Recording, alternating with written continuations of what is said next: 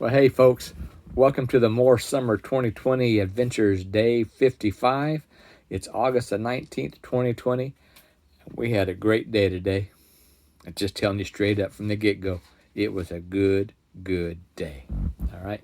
Started off, we, got up a little bit earlier today than what we had been. All right. Not that early, but earlier. And I went over to Port Townsend. It's about 20, almost 30, about 27 miles east of Squim. It We were reading today in the early 1800s. It was the key arrival point, if you will, customs clearing for the Pacific Northwest. You gotta realize now we are west of Seattle and all that area. All right. Even though Seattle was a growing town and was probably bigger than Port Townsend, because this was a major seafaring hub, this became the customs point. And it was there until the railroad. And when the railroad decided not to come through Port Townsend, then, of course, everything started shifting and into Seattle. And, of course, Seattle is a major hub now. But this is in the what was it, Mama, 1850 something? 1888. 1888, she says. So Port Townsend was a very important town in the Pacific Northwest. And like I say, if you look on the map between Washington State and British Columbia, Canada, you'll see the Straits of Juan de Fuca, which are right there, Pacific. All right, and then the water coming in, that's through the straits, and then that's the Puget Sound. And Port Townsend is on that waterway of the Puget Sounds. All right. It's a very unique little town, and I hope you enjoy the pictures. A lot of old buildings and old storefronts have been restored.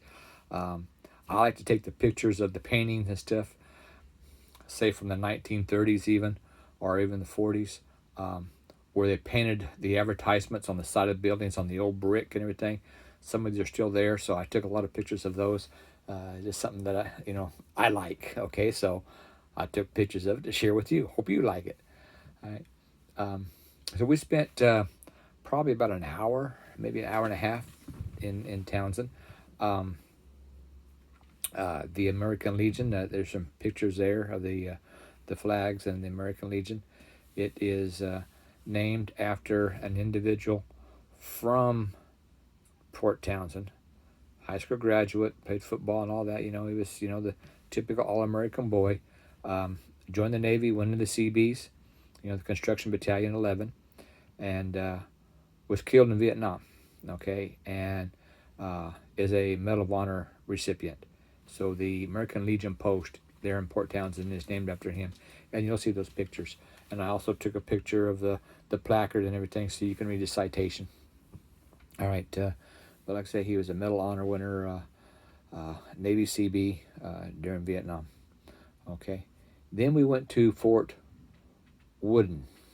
All right, now I told y'all yesterday that we were going to go someplace that was on the big screen and the little screen. Okay, there are a few scenes in the movie from Port Townsend, but most of the scenes are from Fort Woodin, and that is Richard Gere in the movie An Officer and a Gentleman.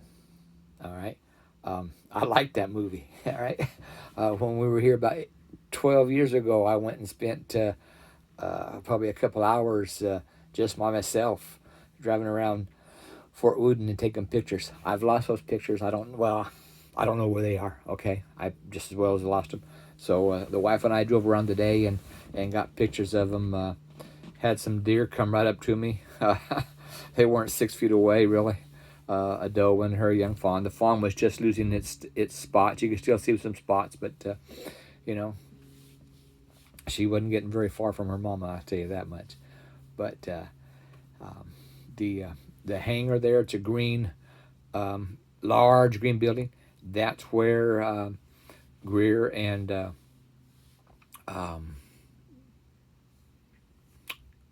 what's his name, Gossett Jr. Lou Gossett. Yeah, what? Lou Gossett. Lou Gossett Jr. You know, he played the drill instructor, right? And so that's when Mayo Greer wanted to drop out because he had just lost his best buddy, as committed suicide, and so he said, "Well, if you beat me, okay." But so that's where that fight was in that, they call it the balloon hangar, but it was for weather balloons. One of the first pictures you're going to see of Fort Woodin. I deleted the other picture and I didn't mean to. It's the parade deck, okay, with the flagpole right in the middle of it, in the picture anyway, not in the parade deck. But that's where all the new cadets and everything are doing their exercises and all that, and they're having a dance, a ball, a formal, if you will, for the leaving class or the senior class and whatnot. This is down the road, right? And then the two girls that they Mayo, Richard Gere and his friend, I can't remember what his friend's name was, but he's the one that committed suicide. They point out the two girls, and I got a picture of that building. Okay, there's and I don't remember in the movie if it was the white building with the doors, okay, and I talk about the doors in the middle of the building, or if it was the fancy brick building. And I'm thinking it was the brick building, but actually that's the hospital. But I think in the movie they used that as the general's quarters, and that was where the formal dance was and the meet and greet and that kind of thing. Okay. Also, in one of the white buildings with the green doors, that is where at the end of the movie, well, just before the end of the movie, before Mayo goes and gets his girl and they ride off on his motorcycle, right off in the sunset. That's where they finished, and Lou Gossett, Jr. salutes him, and he gives him a silver dollar because that's tradition that an officer gives whomever gives them the first salute a silver dollar. That happens there on that white building, and then also there's an area there. It's not the pillbox, but it's Fort Woodin was a artillery base, okay, coastal artillery. And between Fort Woodin and two other forts, there was a triangle of fire that they could protect Seattle and Puget Sound and all of that from enemies coming in, because the Puget Sound was actually in the center of a triangle of fire, so they had it protected. It's on one of these gun placements that Mayo gets in trouble, so he doesn't get weekend leave, and he's out there doing push-ups and all this sort of stuff, and Lou Gossett's there giving him all kinds of grief, as a drill instructor should and does. Okay, and then his friends and his girlfriend and all of them come by in a speedboat. Well, in this picture I took today is from that spot looking out into the water, and there's a boat. It's not a speedboat, but there's a boat passing through, going in the opposite direction of what it was in the movie. But so look for that picture, because that's where they were when they filmed him, and when he got in trouble and lost his weekend liberty and all that sort of stuff. So, had a good time at Fort Townsend and a good time at Fort Woodin, Port Townsend and Fort Woodin, Worden, Worden, Worden. Okay. So then we came on back here to Sequim. I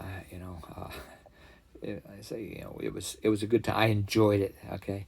And we went over to her aunt's about 1:00, and one of her uncles and aunts were already there.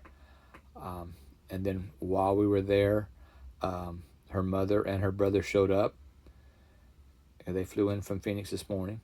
And then just after they got there, another uncle. How about that one? Another uncle and aunt showed up. So it was a good afternoon and evening. Had a very good meal. Had a very good meal and fellowship with the family, and listening to them being the uncles, and the aunts, and of course grandmother or mother-in-law. Talk about different things and swapping different stories. I mean, it was It was hilarious. I wish I had a recording for everything. I don't know if I could make a million bribing or make a billion selling the book, but it was funny. But and we're looking forward more to that. I mean, today they just started coming in. The reunion doesn't actually start until Friday. So you know we got more people coming in. I do though have a request for some of you, those of you that are believers and are prayer warriors. Um, One of the cousins was evacuated today. Him and his wife had to evacuate their house. They live in central California, if you will, and there's a tremendous fire. They were evacuated today. We don't. They were planning on being here tomorrow. We don't know if they're actually still going to be able to come or not. Right now, we know they are safe because we've texted them and messaged them back and forth, but they don't know about the house. They don't know about their building. Okay, the business that they own. Um, it's basically the business is basically outside of the evacuation area, but still in the fire area. And the house on the map that he sent us, and location of the house, it was right dead center of the evacuation area. So they don't know, if the house survived or not. So, for those of you that are prayer warriors and praying type, I ask just say, God, Jerry and Chris's family from California. That's I'm not going to give their names or anything of that nature, but if you need to, or if you need a reference for your prayer, because God knows what you're saying anyway. So, all right, just say it's Jerry and Chris's family from California. It's in the fire. All right, that'd be appreciated. And since we're on that and on prayer, let me go right on into the scripture. I like today's scripture. Well, I like them all, but some of them are more meaningful to me than others. Although it should all be meaningful. All right, today's 1 John 2:6. All right, he who abides, he who says he abides.